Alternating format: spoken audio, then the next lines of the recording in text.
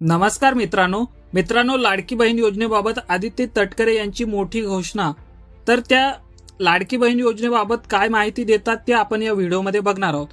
तर महिलांसाठी राज्य सरकारकडून सुरू करण्यात आलेली मुख्यमंत्री लाडकी बहीण योजना सध्या महिलांमध्ये विशेष लोकप्रिय ठरलेली आहे। या योजनेअंतर्गत पात्र महिलांच्या खात्यावर दर महिना 1500 रुपये जमा केले जात आहेत। जुलै 2024 ते मार्च 2025 या दरम्यान योजनेचे हप्ते नियमितपणे महिलांना मिळालेले आहेत। सध्या सर्वांच्या नजरा एप्रिल महिन्याच्या हप्त्याकडे लागलेल्या आहेत। त्याचप्रमाणे एक महत्त्वाची माहिती समोर अशी आलेली आहे की अक्षय तृतीयेच्या निमित्ताने म्हणजेच 30 एप्रिल 2025 रोजी एप्रिलचा हप्ता लाभार्थी महिलांच्या खात्यात जमा केला जाणार आहे।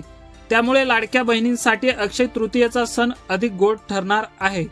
या योजनेचा लाभ घेणाऱ्यांच्या संख्येबाबत सध्या चर्चेला उधाण आले आहे।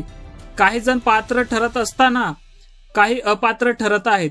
या संदर्भात महिला व बालकल्याण मंत्री आदित्य तटकरे यांनी माहिती दिली आहे की बनावट कागदपत्रांच्या आधारे लाभ घेणाऱ्या अर्जदारांविरोधी पोलीस गुन्हे दाखल करण्यात आले आहेत। त्याचप्रमाणे आदित्य तटकरे यांनी स्पष्ट केले की बनावट अर्जदारांना कोणताही आर्थिक लाभ वितरित करण्यात आलेला नाही।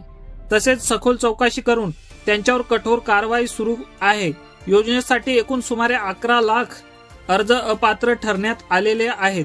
त्याच्यात अपात्र ठरणाऱ्यांचं कारण म्हणजे तसेच मित्रांनो, अपात्र महिलांमध्ये समजा एखाद्या महिलेला निराधार मिळते, तर त्या निराधार मिळणाऱ्या महिलेने जर अर्ज केला असेल तर तिला लाडकी बहीण योजनेचे पैसे मिळणार नाही। त्याचप्रमाणे एखाद्या महिलेचे वय जर 65च्या वरती जर झालं असेल आधार कार्ड वरती, तर अशा महिलांना सुद्धा लाडक्या बहीण योजनेचा लाभ मिळणार नाही।